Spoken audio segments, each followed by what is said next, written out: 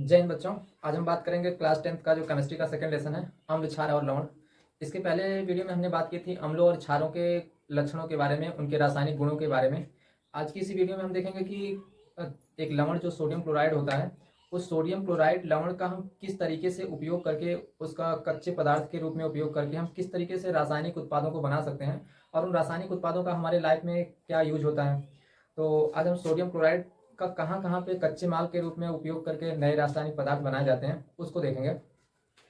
तो sodium chloride, जिसे साधारण भाषा में नमक भी कहा जाता है, इस नमक का हम लोग खाने के लिए उपयोग करते हैं। सब्जी हो गया, दाल हो गया, इसमें खाने के लिए यूज किया जाता है नमक का। अब इस नमक का हम लोग उपयोग करके नए नए रासायनिक पदार्थ को बना सकते हैं। तो सबसे पहला जो रासायनिक पदार्थ है हमारा, वो आता है इससे सोडियम हाइड्रोक्साइड। तो सोडियम क्लोराइड का उपयोग करके सोडियम हाइड्रोक्साइड बनाया जा सकता है। इसके अलावा इसका उपयोग हम लोग बेकिंग सोडा बनाने में भी कर सकते हैं। बेकिंग सोडा के अतिरिक्त इसका धावन सोडा में भी उपयोग होता है।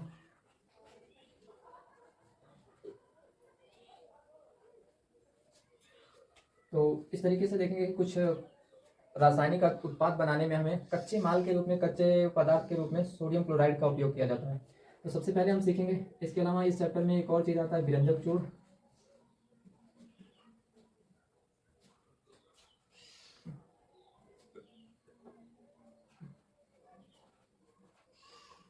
विरंजक चूर्ण, इसे बनाने में भी हम लोग सोडियम क्लोराइड का उपयोग करते हैं। तो सबसे पहले सीखेंगे कि सोडियम हाइड्रोक्साइड का निर्माण किस तरीके से हम करते हैं सोडियम क्लोराइड का उपयोग करके, उसके बारे में जानते हैं सबसे पहले।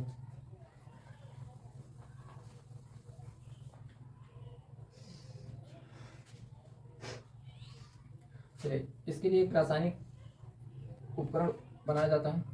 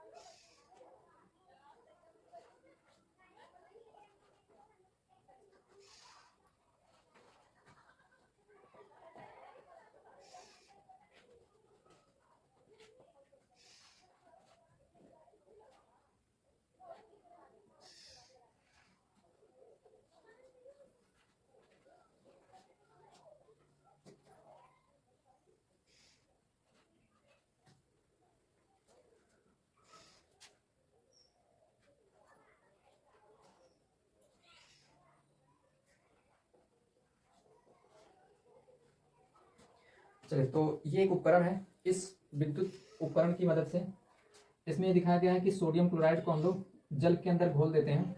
जैसे सोडियम क्लोराइड को जल के अंदर घोला जाएगा और इसमें विद्युत धारा प्रवाहित की जाती है, तो सोडियम क्लोराइड जो होता है सोडियम आयन और क्लोरीन आयनों में टूट जाता है। और इसके अंदर चूंकि जल भरा गया है, तो जल को जो विद्युत धारा प्रवाहित की जाती है, तो हाइड्रोजन आयन और हाइड्रोक्सिल आयन में टूट जाता है। इस प्रकार से रासायनिक अपक्रिया होने की वजह से क्लोरीन जो है एनोड पर एकत्रित होने लग जाती है और क्लोरीन गैस के रूप में निकलती है। इसके अलावा कैथोड पर हम देखेंगे कि हाइड्रोजन गैस बनना शुरू हो जाती है और यहाँ से सोडियम हाइड्रोक्साइड एक नए उत्पाद के रूप में उत्पन्न होता है।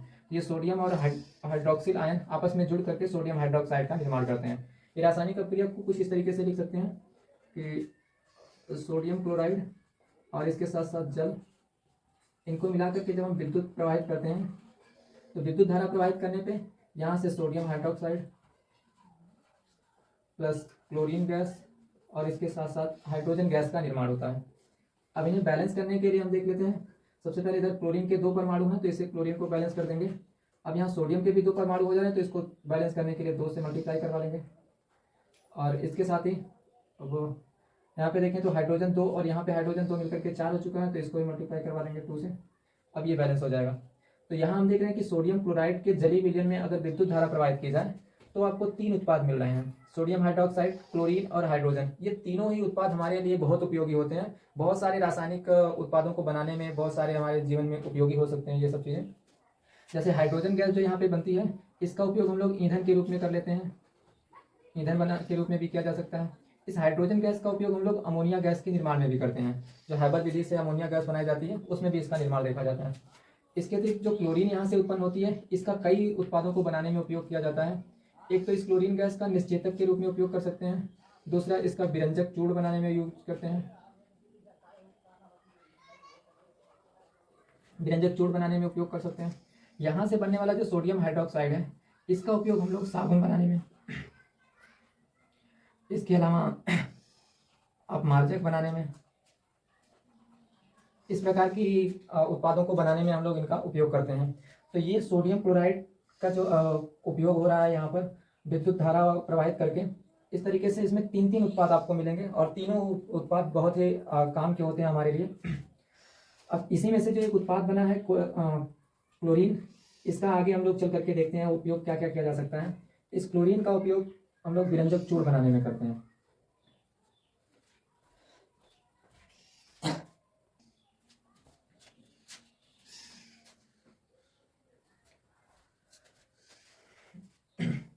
हमारा अगले जो उत्पाद है वो है विरंजक चूर्ण।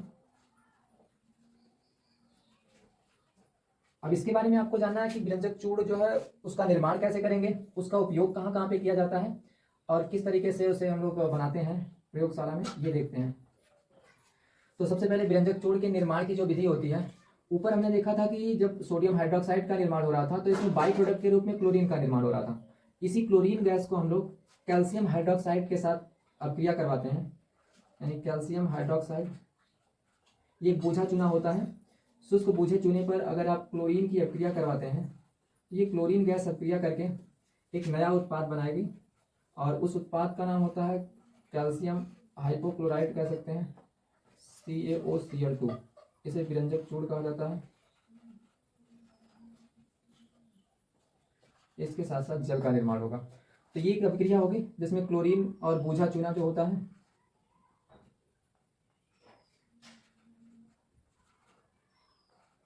ये शुष्क बूझा चूना होना चाहिए।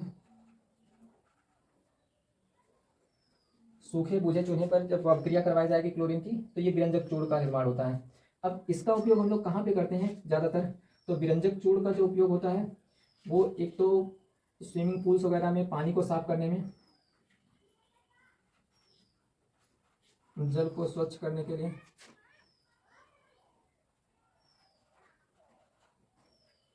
इसके अतिरिक्त विरंजक चूर्ण का हम लोग कपड़ा उद्योग में यूज करते हैं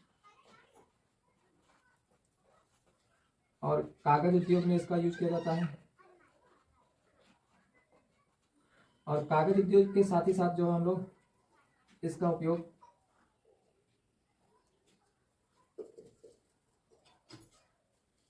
तो ये कुछ इसके 2-3 उपयोग हैं, इनको आप लोग समझ लेंगे। अब समझते हैं इसके बाद हमारा अगला जो, चलिए तो हमारा अगला जो पदार्थ है वो बेकिंग सोडा है। बेकिंग सोडा बनाने के लिए क्या किया जाता है, हम सोडियम क्लोराइड लेंगे, उसके साथ साथ कार्बन डाइऑक्साइड गैस, अमोनिया को लिया जाता है और इसके साथ जल। इन सबको एक साथ मिलाने से क्या होगा कि अमोनियम क्लोराइड बन जाएगा, ये अमोनिया गैस, और यहाँ से क्लोरीन मिलकर के एक दूसरे के साथ अमोनियम क्लोराइड का निर्माण करेगा। इसके अलावा ये सोडियम और ये कार्बन डाइऑक्साइड के अणु मिलकर के सोडियम हाइड्रोजन कार्बोनेट का निर्माण कर देते हैं। तो यहाँ से आपको 2 उत्पाद मिल रहे हैं, एक तो अमोनियम क्लोराइड और दूसरा यहाँ से बेकिंग सोडा प्राप्त हो रहा है। इस बेकिंग सोडा का उपयोग हम लोग खाद्य सामग्री को स्पंजी बनाने में और मुलायम बनाने में करते हैं। जैसा कि आपने देखा होगा बहुत सारी मिठाइयों को बनाने में इसका उपयोग किया जाता है। और इसके अलावा डबल रोटी हो गया, केक हो गया, इनको बनाने में हम बेकिंग सोडा का उपयोग करते हैं। इसकी वजह से जो हमारा खाद्य पदार्थ होगा बिल्कुल स्पंजी और मुलायम हो जाएगा। बहुत बार क्या होता है कि कार्बन डाइऑक्साइड उसमें बनती है और उस कार्बन डाइऑक्साइड की वजह से बहुत सारे छिद्र बन जाते हैं उस भोज्य पदार्थ में और उसकी वजह से स्पंजी हो जाता है भोज्य पदार्थ। इसके अतिरिक्त जो होता है बेकिंग सोडा का उपयोग हम लोग अग्निशामक यंत्रों में करते हैं। सोडा एस जो अग्निशामक यंत्र होते हैं तो आग बुझाने के भी काम में आते हैं। तो ये बेकिंग सोडा को जब गर्म किया जाएगा तो इसमें से कार्बन डाइऑक्साइड गैस निकलने लग जाएगी और इस कार्बन डाइऑक्साइड की वजह से जो आग होती है वो बुझ जाती है। इसके अलावा हमारा जो उपयोग होता है इसका सोडियम कार्बोनेट के रूप में इसको वॉशिंग सोडा बनाने में भी किया जाता है। इसका वॉशिंग सोडा हम लोग बनाने में इस्तेमाल कर सकते हैं। जैसा कि यही बेकिंग सोडा यहाँ पे देख रहे हैं, बेकिंग सोडा को जब गर्म किया जाता है तो सोडियम कार्बोनेट बनेगा, जल बनेगा और साथ साथ कार्बन डाइऑक्साइड बनने लग जाता है।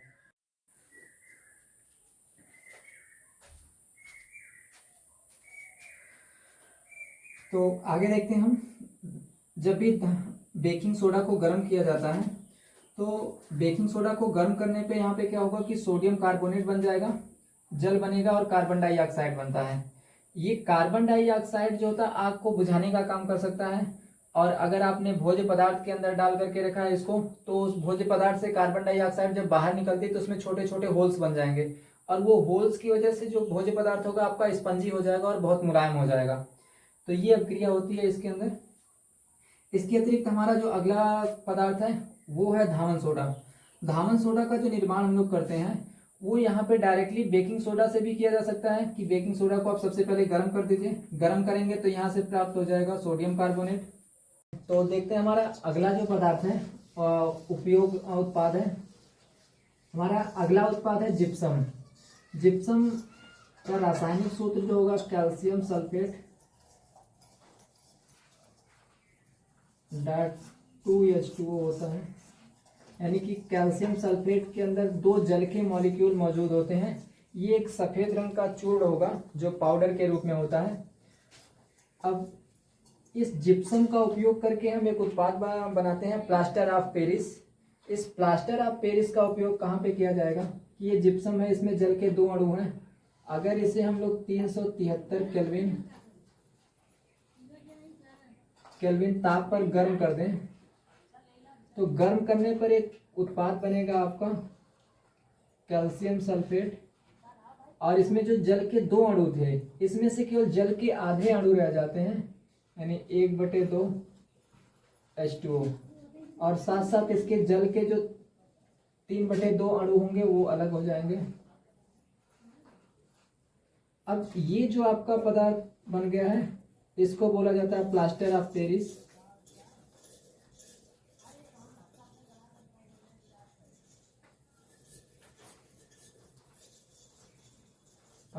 पेरिस, इसे इंग्लिश में शॉर्ट में हम पॉप भी बोलते हैं। तो प्लास्टर ऑफ पेरिस ये एक उत्पाद बनेगा। इसका उपयोग कहाँ पर किया जाता है कि प्लास्टर ऑफ पेरिस जो होता है, अक्सर आप देखते होंगे किसी का हाथ टूट गया, पैर टूट गया तो हम जाते हैं प्लास्टर लगवा लेते हैं। तो जो प्लास्टर ऑफ पेरिस होता है ये हड्डियों को टूटने के बाद उसे एक जगह स्थिर रखने के लिए किया जाता है कि जैसे मान लीजिए आपकी हड्डी टूट गई, अब उसे डॉक्टर बैठा करके फिर उसके बाद देखेंगे उस पर से आपको प्लास्टर लगा देगा। उस प्लास्टर की वजह से आपकी हड्डियां कुछ दिन तक बिल्कुल एक जगह पे फिक्स रहती हैं, तो वहाँ पे किया जाता है, डॉक्टरी में इसका उपयोग किया जाएगा। दूसरा इसका उपयोग जो प्लास्टर ऑफ पेरिस का होता है वो खिलौनों के निर्माण में होता है, बहुत सारी मूर्तियाँ बनाने में या खिलौने बनाने में, उसके लिए हम लोग प्लास्टर ऑफ पेरिस का निर्माण करते हैं, उपयोग करते हैं। अब इस प्लास्टर ऑफ पेरिस की अभिक्रिया किस तरीके से होती है जब देखते हैं, ये बताया गया कि प्लास्टर ऑफ पेरिस एक आपका सफ़ेद पाउडर जैसा पदार्थ होगा, लेकिन इसमें जब जल मिलाया जाता है यानी आपका कैल्शियम सल्फेट जो आपका हेमीहाइड्रेटेड था H2O, इसके साथ अगर जल मिला दिया जाए तो ये एक उत्पाद बना देता है, फिर से बन जाता है कैल्शियम सल्फेट (2H2O). अब ये जो उत्पाद होता है ये सॉलिड होता है, बहुत कठोर होता है, कठोर, ये जिप्सम में चेंज हो जाता है, एक कठोर उत्पाद का निर्माण कर देगा। इससे देखेंगे कि अगर आपके हाथ पे प्लास्टर लगा हुआ उसे मारेंगे पीटेंगे तो आपको बिल्कुल भी असर नहीं पड़ता है, बहुत हार्ड मटेरियल हो जाता है। तो कैल्शियम सल्फेट जो यहाँ पे था हेमीहाइड्रेटेड आपका, जिसे प्लास्टर ऑफ पेरिस बोला जा रहा था, उसे जल के साथ मिलाने पर वो बहुत कठोर हो जाता है एकदम।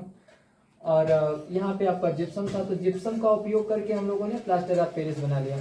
इसमें ध्यान देने वाली बात ये है कि आपको ये टेम्परेचर भी याद रखना है, 373 केल्विन तक अगर गर्म करेंगे जब उसको, तब जा करके ये उत्पाद बनता है। अगर इससे ज़्यादा गर्म कर देंगे तो ये जल के सभी अणु बाहर हो जाएंगे वहाँ से और इस प्लास्टर ऑफ पेरिस का निर्माण नहीं हो पाएगा।